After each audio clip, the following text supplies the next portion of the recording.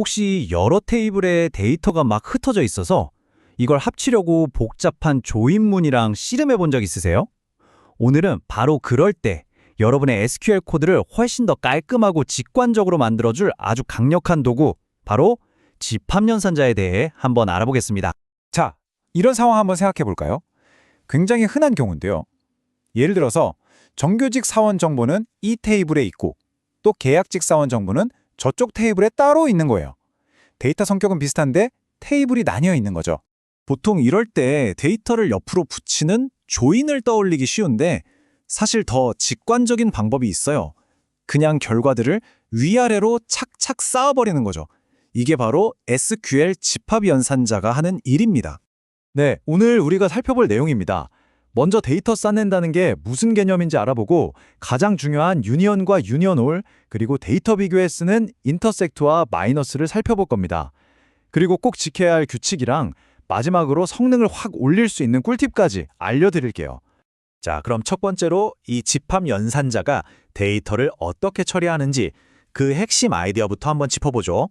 조인이 막 퍼즐 조각 맞추듯이 행들을 옆으로 수평으로 연결하는 거라면요, 집합연산자는 훨씬 단순해요. 그냥 데이터 블록들을 위로 수직으로 쌓아 올린다고 생각하시면 됩니다. 정말 간단하죠? 그래서 아까 말씀드렸던 정규직 사원 테이블이랑 계약직 사원 테이블 있잖아요. 이 두 개를 그냥 유니언이라는 명령 하나로 딱 묶어버리면 짜잔!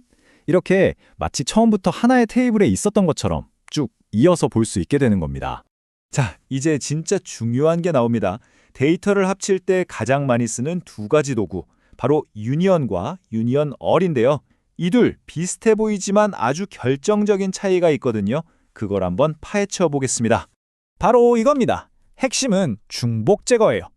유니언은 두 데이터를 합치면서 혹시 똑같은 데이터가 있으면 알아서 한 번만 보여줘요. 아주 깔끔하죠?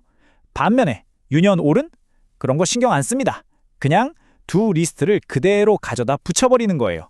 중복이 있든 없든 전부 다요. 자, 예시를 한번 볼까요? 온라인 고객이랑 오프라인 고객 명단을 유니언으로 합쳤어요. 그랬더니 원래 양쪽 명단에 다 있던 C001번 고객이 결과에서는 딱 한 번만 나오죠. 이게 바로 유니온이 중복을 제거해 준 겁니다. 그런데 똑같은 데이터를 이번엔 유니언올로 합쳐볼게요. 어때요? 결과가 다르죠? C001번 고객이 두 번 다 나왔어요. 왜냐하면 유니언올은 중복이 있네? 이런 확인 과정 자체를 그냥 건너뛰기 때문입니다. 좋습니다. 이제 데이터를 위아래로 합치는 법은 알았어요. 그럼 이번에는 두 데이터셋을 비교해서 뭔가 의미 있는 정보를 찾아내는 좀 더 정밀한 도구들을 한번 알아볼까요? 먼저 인터섹트입니다. 이건 딱 교집합을 구하는 거라고 생각하시면 돼요. 두 개의 리스트가 있을 때 양쪽에 모두 공통으로 들어있는 데이터만 똑 뽑아주는 거죠. 두 리스트에 모두 이름 올린 사람이 누구야? 바로 이 질문에 대한 답을 찾아줍니다. 이거 정말 유용하겠죠? 예를 들어서 봄 이벤트 참석자 명단이랑 여름 이벤트 참석자 명단이 있어요.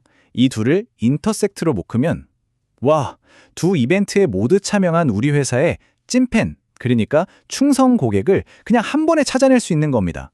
반대로 마이너스 또는 except는 차집합입니다. 그러니까 첫 번째 리스트에서는 두 번째 리스트에 있는 걸 빼버리는 거예요. A 리스트에는 있는데 B 리스트에는 없는 게 뭐지? 바로 이 질문에 답을 주는 연산자입니다. 참고로 오라클에서는 마이너스, SQL 서버에서는 except라고 불러요. 이것도 실무에서 정말 많이 쓰여요. 예를 들어 이벤트 불참자를 찾고 싶을 때 아주 간단하죠. 일단 전체 회원 명단을 쫙 뽑아요. 그리고 이벤트 참석자 명단을 뽑습니다. 그 다음 전체 명단에서 참석자 명단을 마이너스로 빼버리는 거예요. 그럼 남는 게 뭐겠어요?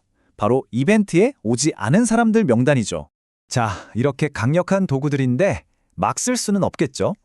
제대로 사용하려면 꼭 지켜야 하는 몇 가지 아주 중요한 규칙이 있습니다. 이건 꼭 기억하셔야 해요.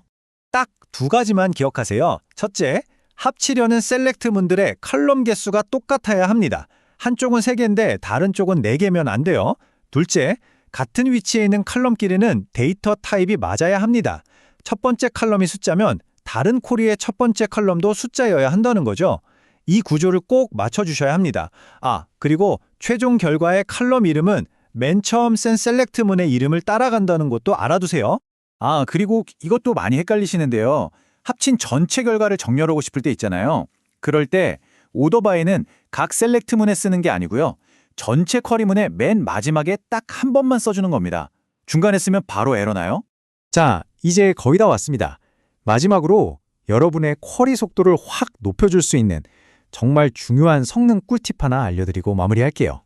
유니언이 중복을 제거해줘서 똑똑하다고 했잖아요. 근데 그게 공짜가 아니에요. 중복을 찾아내려면 내부적으로 모든 데이터를 한번 정렬하는 과정을 거치거든요. 이게 보이지 않는 비용인 셈이죠. 데이터가 몇 개 없을 땐 괜찮지만 수십만, 수백만 건이 되면 이 정렬 작업 때문에 쿼리가 엄청나게 느려질 수 있어요. 반면에 유니언 올은 이런 정렬 과정이 전혀 없으니까 그냥 데이터를 붙이기만 하니까 속도가 훨씬 빠를 수밖에 없는 거죠. 그래서 오늘의 핵심 프로팁은 이겁니다. 만약 내 데이터에는 원래 중복이 없어 라고 확신하거나 결과에 중복이 좀 있어도 괜찮아 하시는 상황이라면 무조건 유니언 올을 쓰세요. 이게 성능 면에서 정말 엄청난 이득입니다. 자, 이렇게 SQL 집합 연산자에 대해 알아봤습니다.